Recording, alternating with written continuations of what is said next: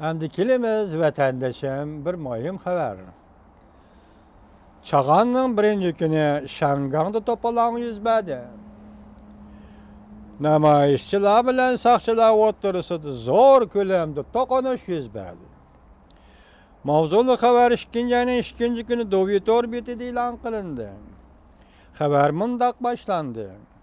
Çağan bayramining birinchi kuni kechda Shangan saqchilari Wangzhou ko'chasining Avat bo'ligida bir necha nafar o'piganing yaymillarini yig'ib oldi. Shu asnoda Shangan Yerlik Demokratiya Frontining a'zolari yoki Vatandaşlar Fronti desim bo'ldi. A'zolari yetib kelib o'pigalarni qo'lladi, ya'ni ko'cha bo'yog'i yaymi yaygan o'pigalarni qo'lladi.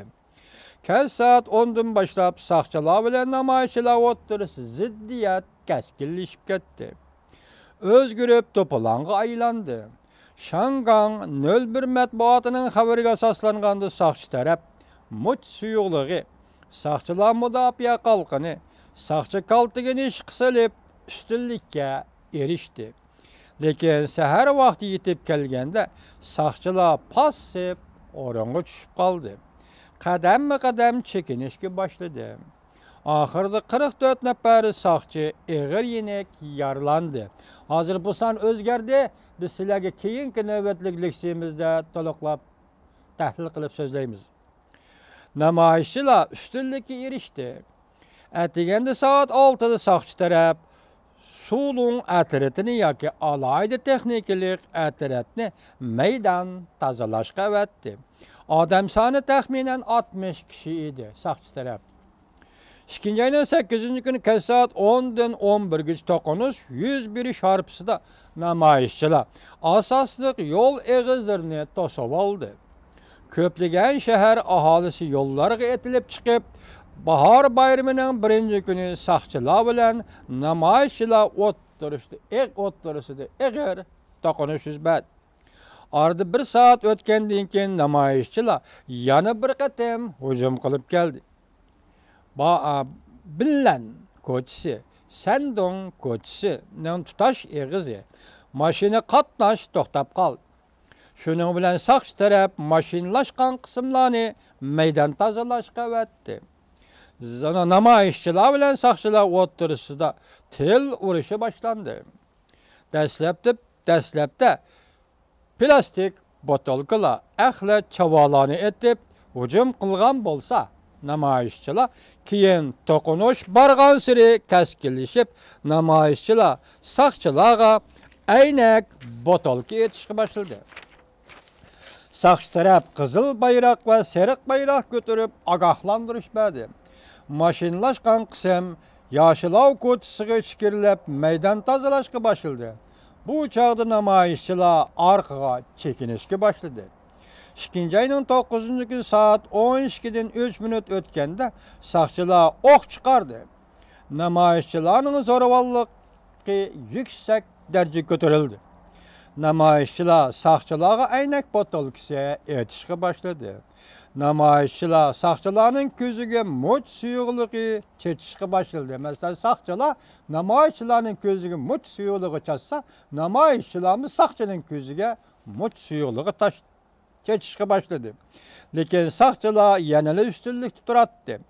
Saqchilar bir mahal namoyishchilarni Yoshilov ko'chasining kesishgan eg'izigacha surib keldi.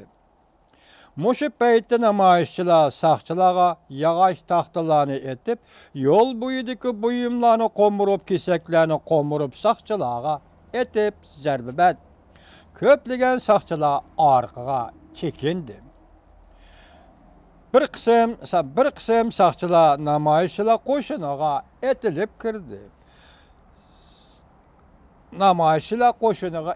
kirdi. Saqchi kaltigini o'ynatib, namoyishchilarni urushga boshladi. Lekin natija bermadi. Chekinadigan chog'da bir saqchi yiqilib tushdi. Namoyishchilar yiqilgan saqchiga qartib, yana narsa keraklarni etishga boshladi. Mushu qalaymiqanchilik ishida bir nafar saqchi osmonga qartib 2 poy o'q otdi.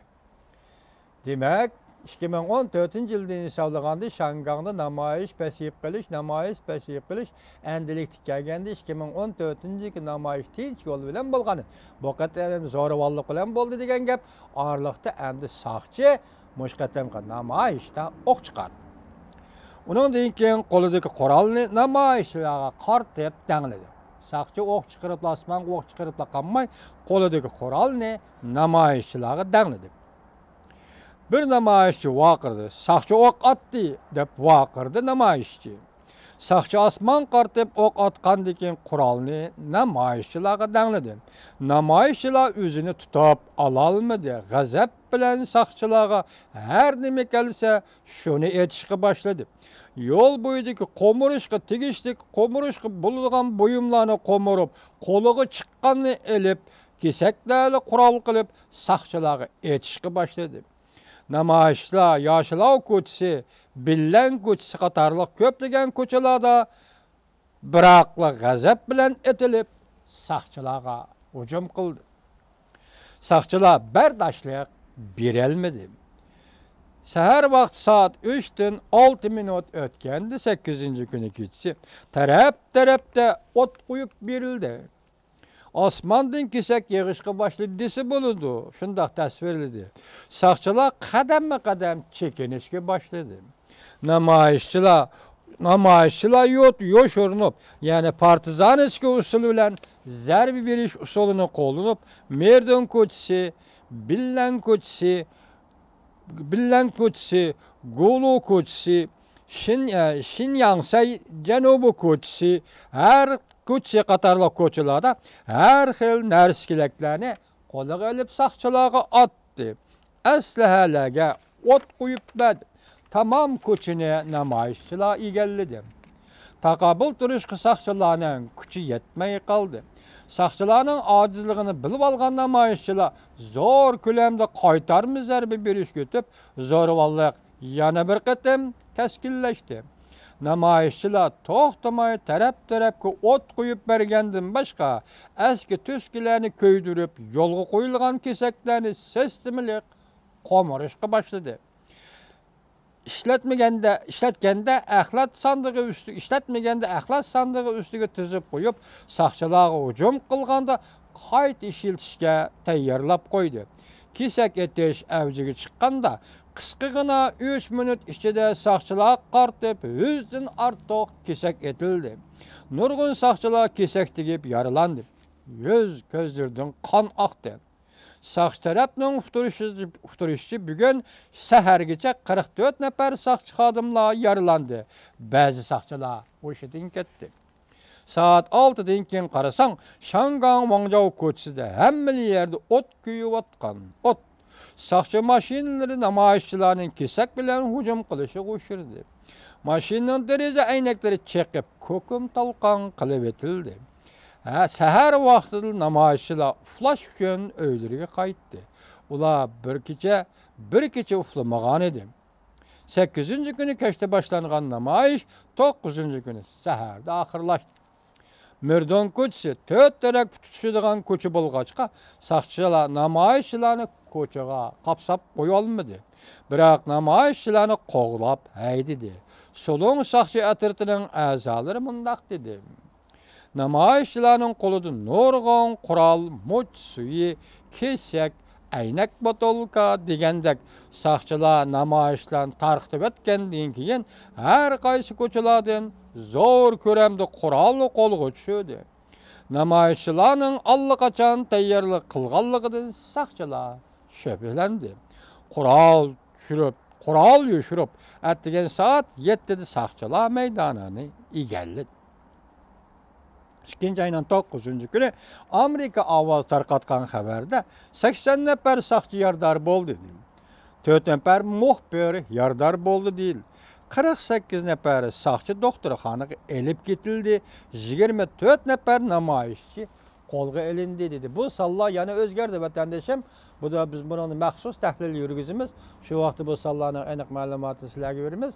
Gap şuken ki 2014 yıl 9. ayının 22. gün Cumhurbaşkanı egalleş namayişi 11. ayda bastırıldı. Yaktiç yoluyla bastırıldı değil. Bu toxtab qaldı değil. 2015 yılı üyədi bir yerde namayış, üyədi bir yerde çekiliş bilen ötken bolsa bu qatam Şangan endi zoravallık kirdi bu bir alamet. Bu bir belge. Bu Cungo şu xatarlık mı yok, Şangan şu xatarlık mı? Zoravallık kılması bolattı Şangan. Bırak Şangan halkını zoravallık körüstü yoluğa Cungo Kom partiyası mecburlap koydu.